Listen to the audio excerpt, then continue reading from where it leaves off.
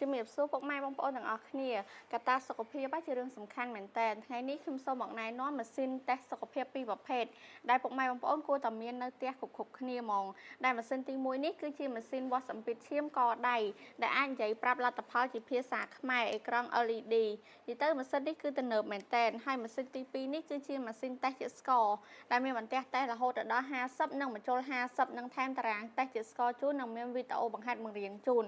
សម្រាប់ម៉ាស៊ីនទាំងពីរនេះដែរគឺខាងខ្ញុំកំពុងតែមានជាមួយឱកាសប្រម៉ូសិនណាបងប្អូនសម្រាប់ម៉ាស៊ីនវាស់កដៃនេះដែរគឺទំនើបមែនតើស៊េរី model 2025 ម៉ាក brand A01 ដែលមានការធានាច្បាស់លាស់អេក្រង់ LED ហើយវិធីប្រើប្រាស់គឺមានលើប្រអប់ជូនចាហើយអ្វីដែលហត់សំខាន់ទៀតគឺគុណភាពបងប្អូនធានា6ខែហើយគុណភាពរបស់ប្រទេសអាល្លឺម៉ង់ទៀតណាចាអញ្ចឹងសម្រាប់តម្លៃនេះ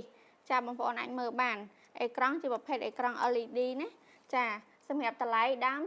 $35ប្រម៉ូសិនរួចចុះនៅសល់ត្រឹមតែ$20 free ដឹកជូនពុកម៉ែបងប្អូនទាំងអស់គ្នាចាហើយម៉ាស៊ីននេះគឺមានវិធីប្រើប្រាស់យ៉ាងច្បាស់លាស់ជូនមើលតែប្រេតប្រអប់គឺបងប្អូនដឹងពីគុណភាពហើយចាអញ្ចឹងតម្លៃត្រឹមតែ$20ទេបងប្អូនតម្លៃនេះគឺតម្លៃប្រម៉ូសិនរួចណា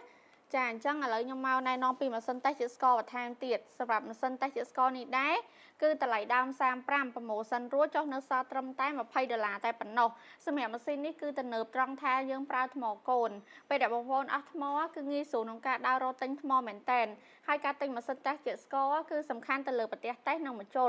ម៉ាស៊ីននេះដែរគឺវិចខ្ចប់ជា full box set បែបនេះចាទំនើបហើយស្រស់ស្អាតខ្លាំងមែនតែនមានបន្ទះតេស្ត50បញ្ចូល50វិធីប្រើប្រាស់ចេញពីដុកទ័រផ្ទាល់ជាមួយនឹងតារាងថែមជូនពុកម៉ែបងប្អូនដើម្បីផ្ទៀងផ្ទាត់លទ្ធផលតេស្តស្ករចាតេស្តស្ករធម្មតាគូព្រួយបារម្ភនិងតំណផ្អែមជូនបងបញ្ចប់អញ្ចឹងពេលដែល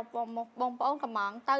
តាំងពីមុខនេះគឺមានឱកាសប្រម៉ូសិនតម្លៃត្រឹមតែ$40 free ដឹកទេបងប្អូនមានមួយឈុតនឹងនៅផ្ទះគឺល្អមែនតែនសម្រាប់តាមដានសុខភាពជាប្រចាំថ្ងៃ